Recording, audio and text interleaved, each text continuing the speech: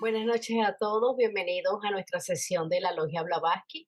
Continuamos con la lectura del libro La clave de la teosofía. Vamos por el capítulo 10, Naturaleza, nuestro principio pensante. Bienvenidos todos, como siempre, a una nueva sesión de estudio de la clave de la teosofía. Nuestro hermano Daniel en la conferencia de hoy hablará de la mente cósmica y yo voy a leerles uno de los preceptos que viene en el libro La voz del silencio, pero este es referente a la mente en el hombre, la mente humana. La mente es el gran destructor de lo real.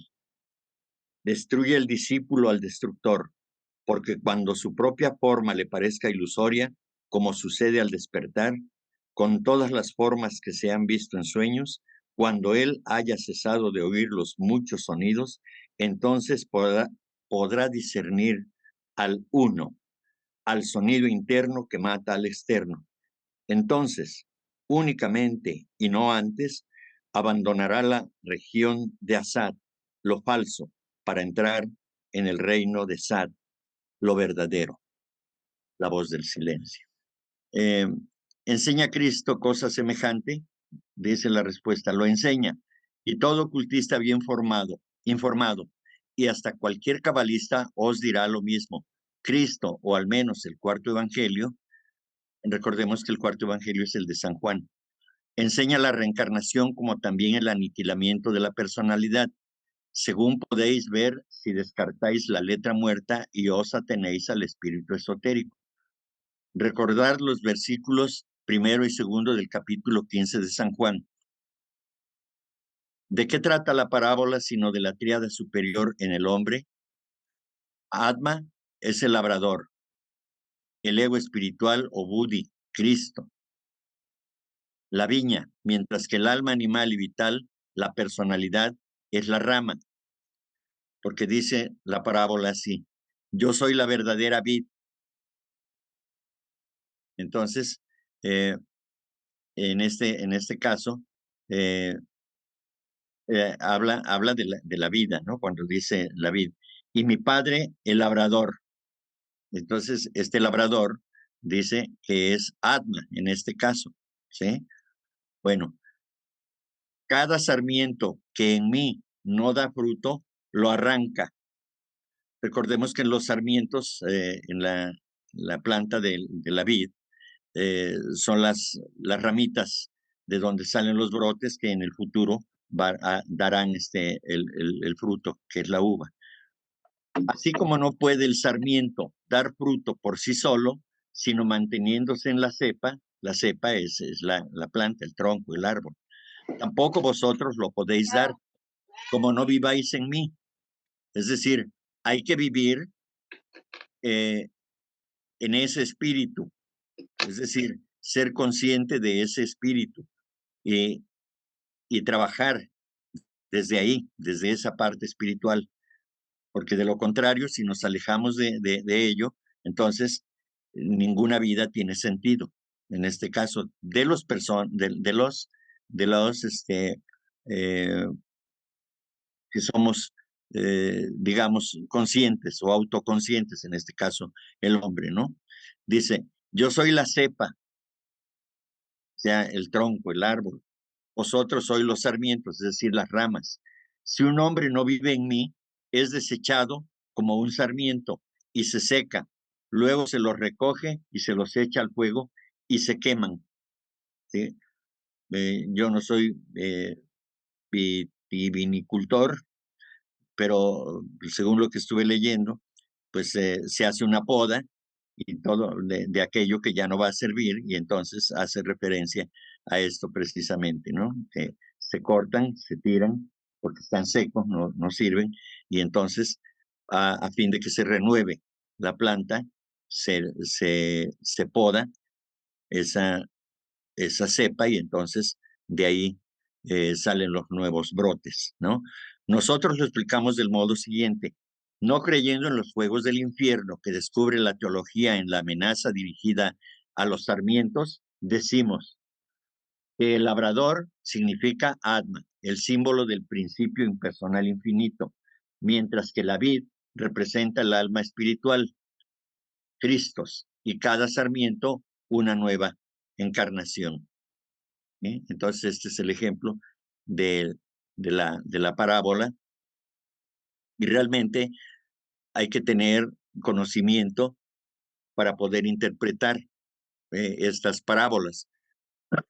Perdón, porque recordemos que eh, le preguntan los discípulos que por qué a ellos les habla, este, eh, por qué a los, a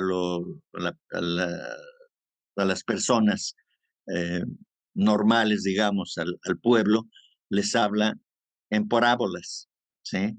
Entonces la respuesta es porque viendo no ven y oyendo no oyen, ¿no? Entonces, precisamente hay un mensaje oculto en estas enseñanzas del Cristo, y por eso hay que tener algún conocimiento de este tipo esotérico para poder explicarse o explicar a los demás lo que quiere decir realmente la parábola, ¿no? Hay que entresacar de ahí lo que corresponde a aquello que en aquel momento el Señor Jesucristo eh, creyó que no era conveniente, o decidió que no era conveniente darlo a los que no iban a entender.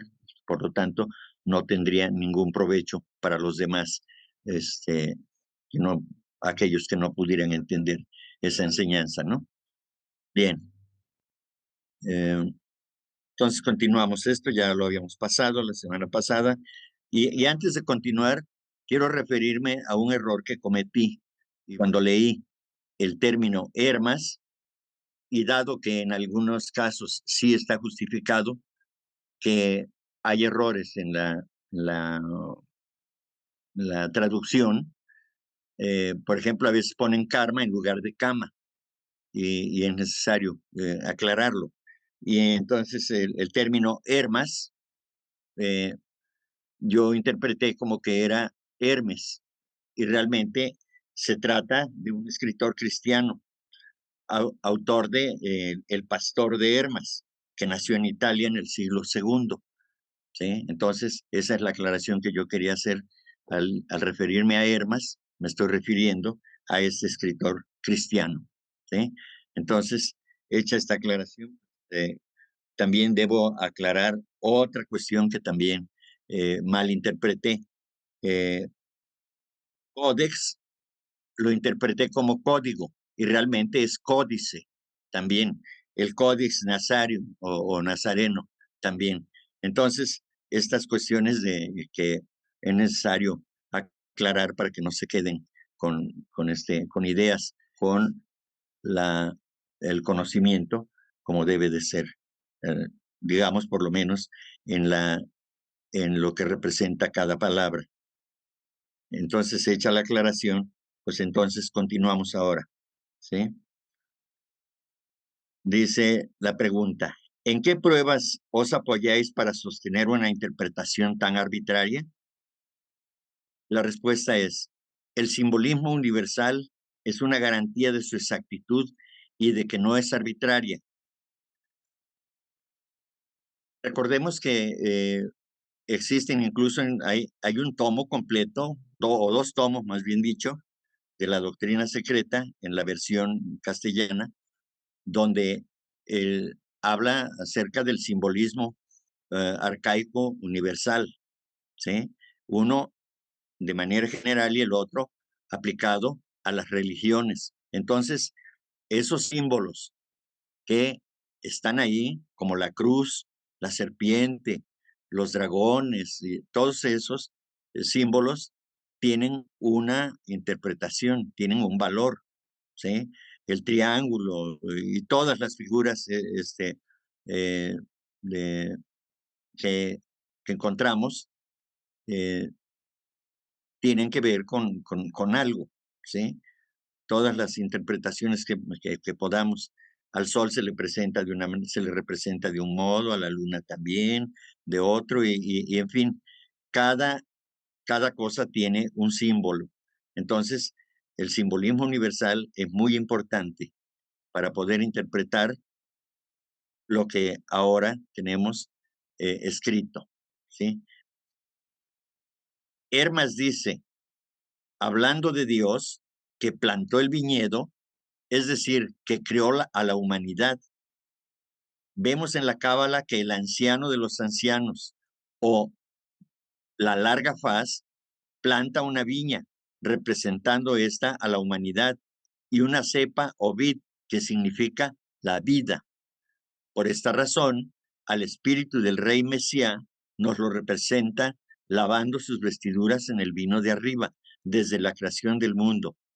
El rey Mesías es el ego purificado por el lavado de sus vestiduras, es decir, las personalidades de sus renacimientos en el vino de arriba o Budi. Es decir, que una vez que se ha lavado el ser humano, es decir, la mente superior, se ha lavado por la irradiación de la luz de Budi, que es un principio que está por encima de Mana superior, entonces es cuando ya pueden, digamos, comunicarse, no antes. Es necesario que este Manas esté limpio para que el principio superior del cual fue emanado pueda volver a reencontrarse, pueda volver a tener esa comunicación con ese principio elevado, con el alma, y juntos la mente superior y Budi o la intuición, la razón pura, juntos hacen lo que se denomina el alma espiritual. Bien. Adam o Adam es la sangre. La vida de la carne está en la sangre. Nefesh, alma. Esto está en el Levítico, en el capítulo 17. En Levítico 14 dice así, 17:14, porque la vida de toda carne es su sangre. Por lo tanto he dicho a los hijos de Israel, no comeréis la sangre de ninguna carne, porque la vida de toda la carne es su sangre. Cualquiera que la comiere será cortado. Bien, entonces es prácticamente la declaración de, de la vida en este caso, ¿verdad? Entonces, es precisamente que esta vida está en todos los seres animados, en este caso, ¿no? Bien. Entonces dice, y Adán Cadmón es el único engendrado. También Noé planta un viñedo, la cuna alegórica de la futura humanidad. Como consecuencia de la adopción de la misma alegoría, la hallamos reproducida en el Codex Nazareno o el Código Nazareno. 7 son las cepas o vidas creadas, cuyas 7 cepas o vidas son nuestras 7 razas, con sus 7 salvadores o budas, que nacen de Jucabar Sibo y Abael Sibo las riega. Cuando asciendan las bienaventurados hasta las criaturas de luz, contemplarán a Jucabar Sibo, Señor de la vida y la primera vid. Estas metáforas cabalísticas se repiten naturalmente en el Evangelio de San Juan. Bien, a ver, vamos a la llamada 54. Bueno, pues habla de que está eso contenido en el Códice Nazareno. Bien, ok. Ahora vamos. No olvidemos que en el sistema humano, según aquellas mismas filosofías que ignoran nuestra división septenaria, el ego u hombre pensante es llamado logos o el hijo del alma y del espíritu. Manas es el hijo adoptivo del rey y la reina, equivalentes esotéricos de Atma y Budi. Dice una obra oculta, él es el hombre Dios de Platón, que se crucifica a sí mismo en el espacio o duración del ciclo de vida para la redención de la materia. ¿Sí? Vemos aquí cómo en diferentes escrituras están mencionados de una manera simbólica, únicamente, porque en aquellos tiempos no se daba, como ahora también, desde luego. Ahora ya podemos interpretar esto, porque necesariamente la humanidad tiene que avanzar y es parte de lo que ahora se nos dio a través de la señora Blavatsky, porque ya la humanidad está en condiciones de poder levantar un poquito el velo, como dice de la obra de Isis sin velo. Se levanta un poquito el velo, se abre una rendijita, un haz pequeño, pequeñísimo de luz de lo que es la verdadera sabiduría divina, la sabiduría oculta. Entonces, ahora esta humanidad a la que pertenecemos actualmente, ya tenemos oportunidad de ver, aunque sea la cáscara por encima, pero ya como que nos estamos dando cuenta de que hay algo debajo de esa cáscara. Y entonces en ese trabajo estamos. Es por eso que eh, se fue creada la Sociedad Teosófica para que se difundiera este conocimiento que ha estado oculto y que la misma Biblia está llena de simbolismos y está llena de mensajes que si se lee bajo el aspecto de la letra muerta, pues dice cosas que no se quieren decir y que ya interpretado de otra manera, desde un punto de vista más oculto o más elevado, pues ya dice otra cosa, ¿sí? Entonces, por eso es tan importante. eh, a veces pensamos que las religiones no tienen gran importancia, sobre todo por la forma en que tratan estos conocimientos, ¿no? Pero tengamos en cuenta que también estas religiones tienen sus seguidores y que esos seguidores están contentos con eso, porque no desean saber más allá. Los que deseamos saber más allá estamos aquí, aunque no abandonemos, digamos, las religiones en las que fuimos crecidos o fuimos educados de alguna manera, ¿no? Entonces, todas las religiones sirven y tienen el mismo propósito, ¿sí? Entonces, aún dentro de los seguidores, de los prosélitos de cada religión, pues hay niveles. Hay personas que entienden las cosas de un modo y las aplican de un modo diferente que otras, ¿sí? Bien, dice, esto lo lleva a cabo encarnándose y una otra vez, guiando de este modo a la humanidad hacia la perfección y haciendo así sitio a las formas inferiores para desarrollarse en otras superiores, ¿sí? Recuerden que eh, al reino humano lo ayuda el reino animal, el reino vegetal y el reino mineral. Nosotros nos valemos de todos esos reinos para poder sobrevivir, para poder continuar, para tener vida y todo esto. Entonces, todos los reinos sirven unos a otros. Los minerales sirven a las plantas, al reino vegetal, ¿sí? El reino vegetal sirve al siguiente reino, que es el reino animal, para que se alimente. Y el reino animal, por ahora, también sirve como alimento, ha servido como transporte, los animales de carga y todo esto. Y hay animales que que han sido entrenados porque tienen la inteligencia suficiente para salvar vidas. Eso todos lo conocemos. Entonces, todo está interrelacionado y todo sirve a todo y todo sirve al mismo propósito, el gran propósito que es la evolución, ¿sí? Bien, dice, ni una sola vida deja de progresar por sí misma y de ayudar a progresar a la naturaleza física entera. Entonces, eh, aunque nosotros no lo percibamos, pero cada reino está trabajando por sí mismo. Así tiene que ser, es la ley de la vida, la ley de la evolución, es así.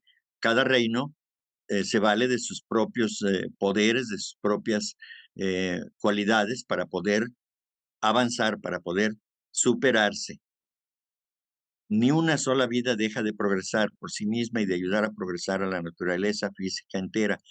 Y hasta el caso fortuito, muy raro, de perder una de sus personalidades, por carecer esta última en absoluto de la menor chispa de espiritualidad, lo ayuda en su progreso individual. Esto se refiere al hombre ya específicamente. Una persona, un criminal, por ejemplo, que es un criminal eh, que no tiene redención, digamos, hace toda clase de barbaridades, comete todo tipo de actos que van en contra de la armonía universal o de la armonía de la humanidad, asesinan, roban, hacen toda clase de acciones que perjudican de alguna manera a alguien o a algunos pocos o a muchos, ¿sí?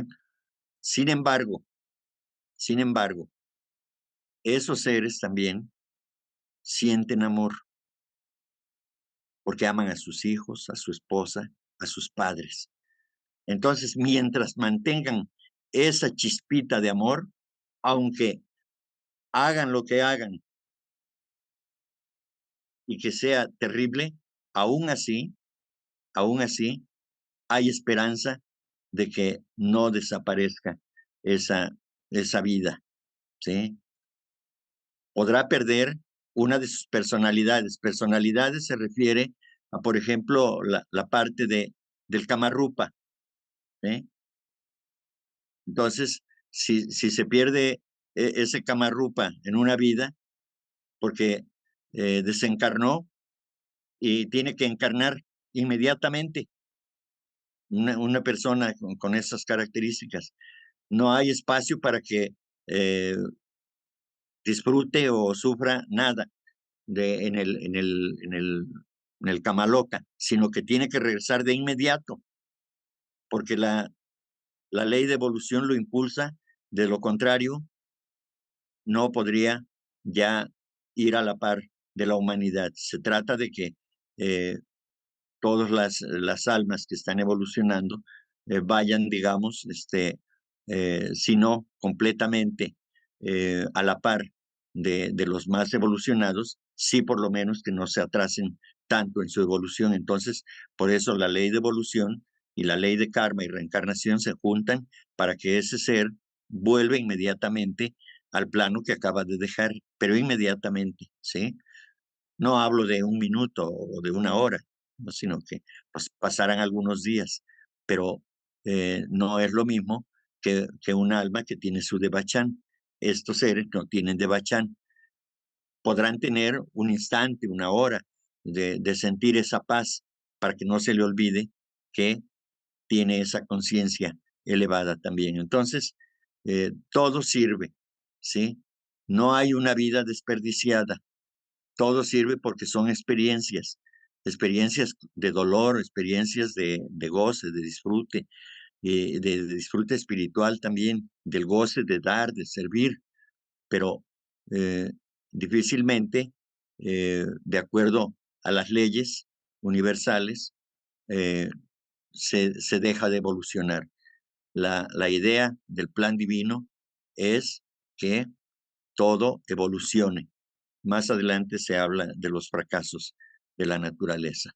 Bien, la siguiente pregunta dice, pero seguramente si el ego es responsable de las transgresiones de sus personalidades, también ha de responder de la pérdida o más bien del completo aniquilamiento de una de estas, de una de esas personalidades de lo que yo estaba hablando.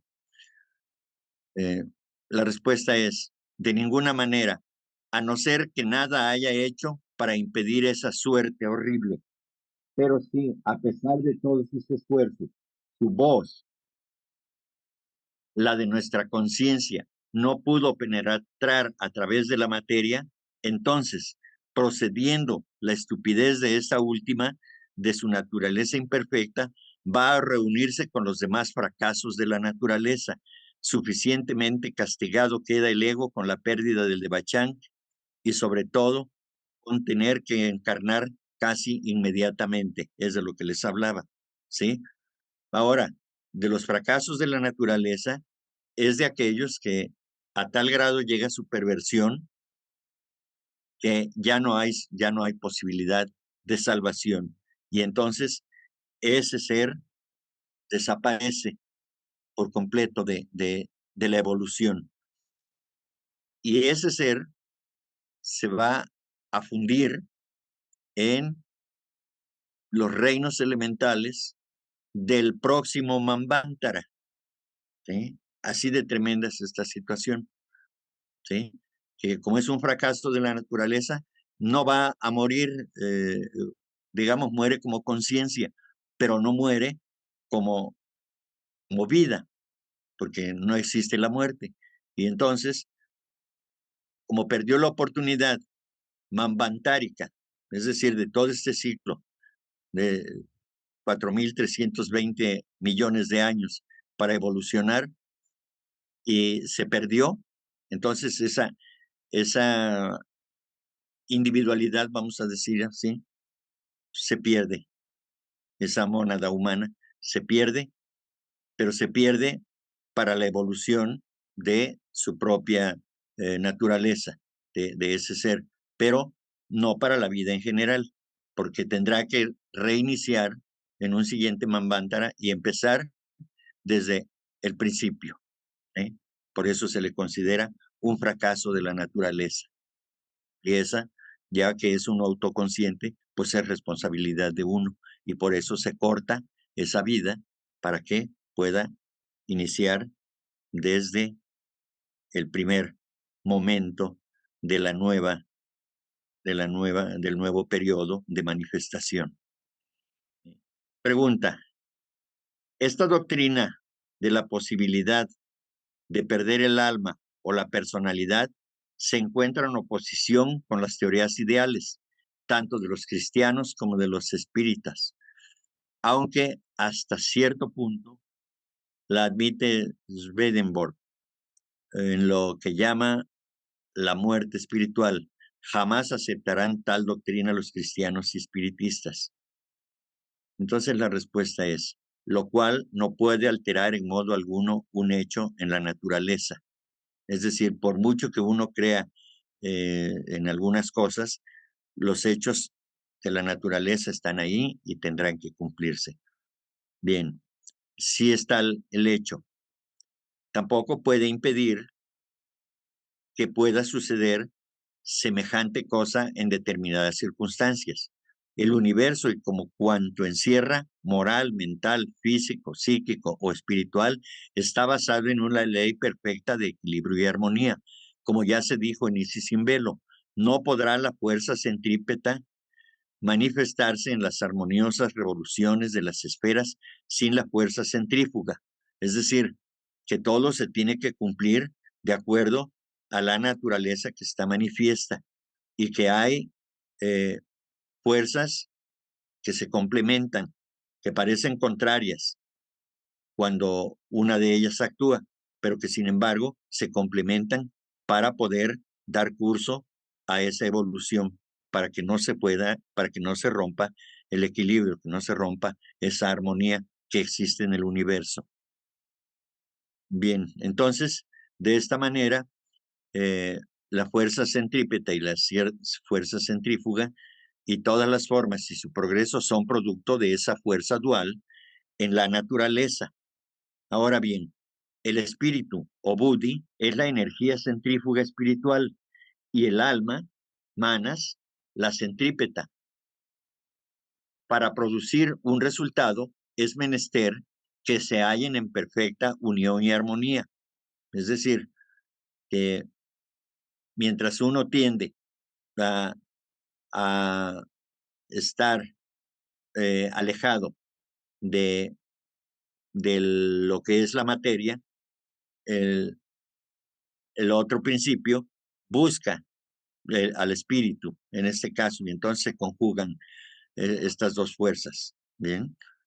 Romped o alterar el movimiento centrípeto del alma terrenal que tiende hacia el centro que la atrae, detened su progreso imponiéndole un peso de materia superior al que puede soportar o al que le corresponde en el estado de bachánico y quedará destruida la armonía del conjunto.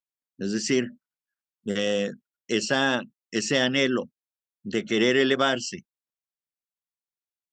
ya no va a tener un buen resultado porque se le privó del Devachan. Y en el Devachan es donde se vive aquel aspecto de la cosecha de lo que ha sido en todas sus encarnaciones previas, este ser, esta alma humana que va a Devachan. Entonces ahí se rompe ese equilibrio porque ya no se le otorga lo que, lo que merece, ¿sí? Pero eso no ocurre regularmente, siempre se cumple. La ley de evolución, la ley de karma, no se equivoca y da a cada quien lo que merece justamente, ¿sí? Solo puede continuar la vida personal o quizás mejor su reflejo ideal por medio de la doble fuerza, es decir, por la unión íntima del Buddhi y Manas en cada renacimiento o existencia personal. Buddhi nunca abandona a, el, a Manas, ¿sí? Siempre está enviándole su luz para que no deje, para que no cese la fuerza, la energía de Manas de buscar lo elevado, de esforzarse precisamente por conseguir esa superación para que el individuo que es el que está luchando en este plano alcance los objetivos espirituales que le corresponden. La más ligera desviación de la armonía la quebranta y cuando queda destruida sin remedio, sepárense ambas fuerzas en el momento de la muerte. Durante un breve intervalo, la forma personal llamada indiferente Kamarupa y Mayavi Rupa, cuya florescencia espiritual uniéndose al ego, le sigue al Devachan y presta a la individualidad permanente su color personal. Es arrastrada al Kamaloka, en donde permanece hasta ser gradualmente aniquilada.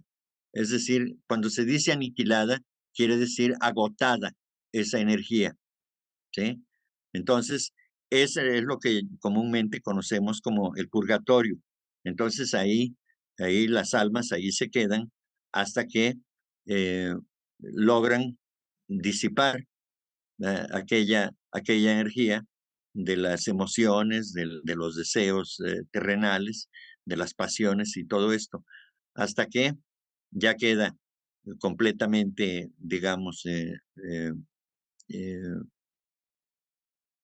de alguna manera diluida esa energía, pues entonces ya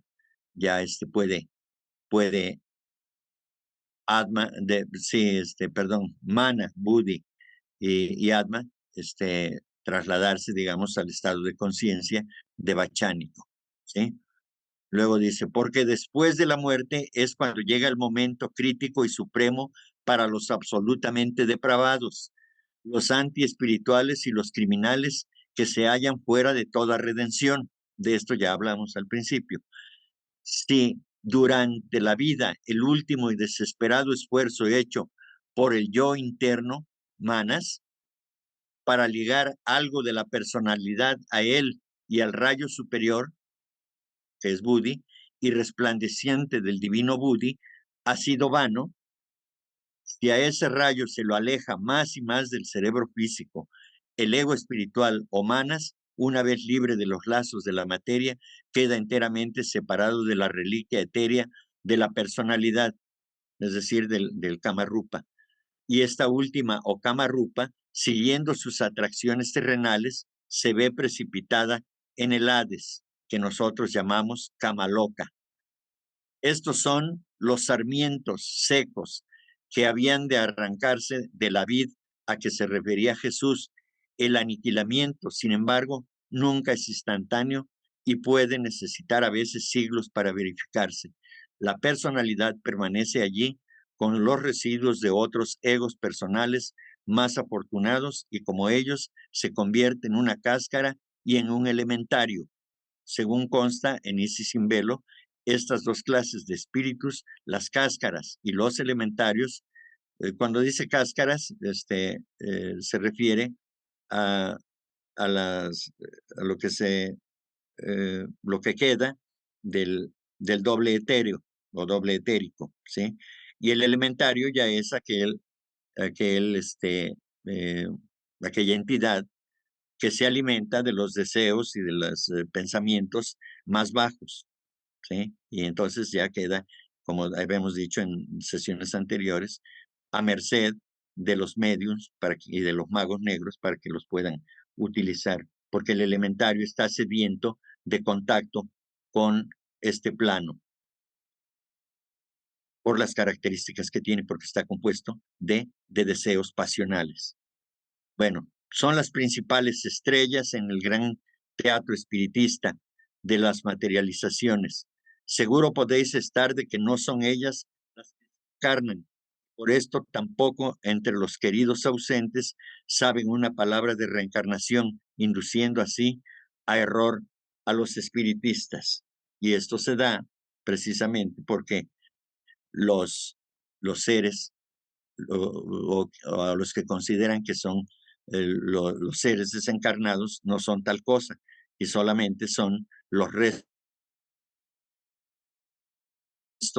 de esos deseos impuros, de esos pensamientos no deseables para una entidad superior como lo es el mana superior, no es el ego interno, y es entonces que precisamente es un engaño esto eh, de las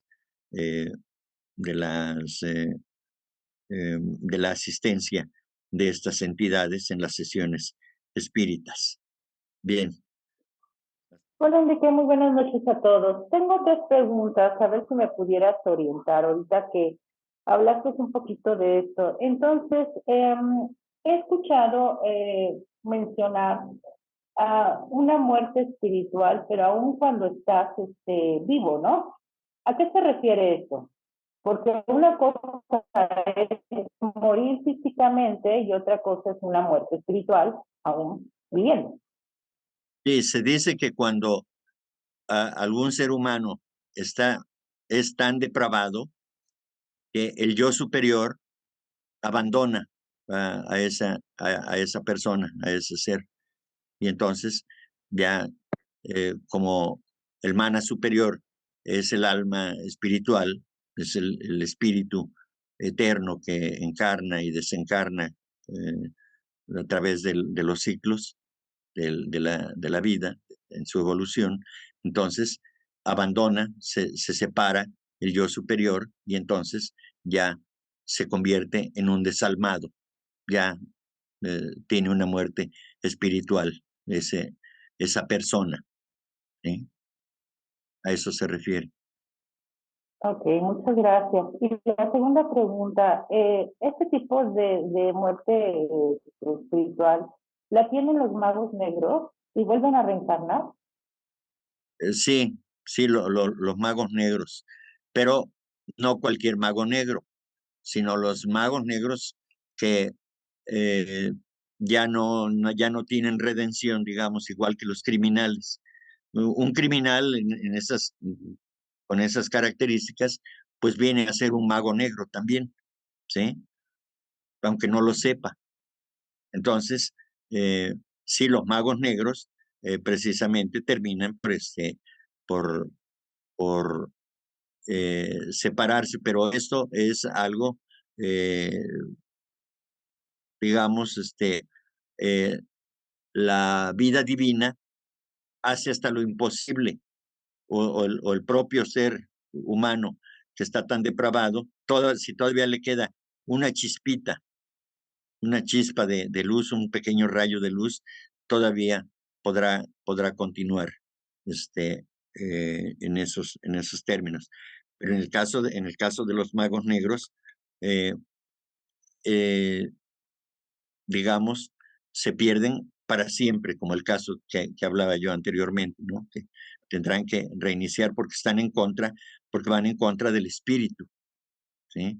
Del espíritu divino, y entonces no pueden permanecer, ¿sí? Son totalmente egoístas, y por lo tanto no tienen cabida dentro del ciclo de la ley de amor, y por eso eh, desaparecen, pero son los magos negros que son verdaderos malvado, ¿no? O sea, depravados, como dice el término aquí en la exposición.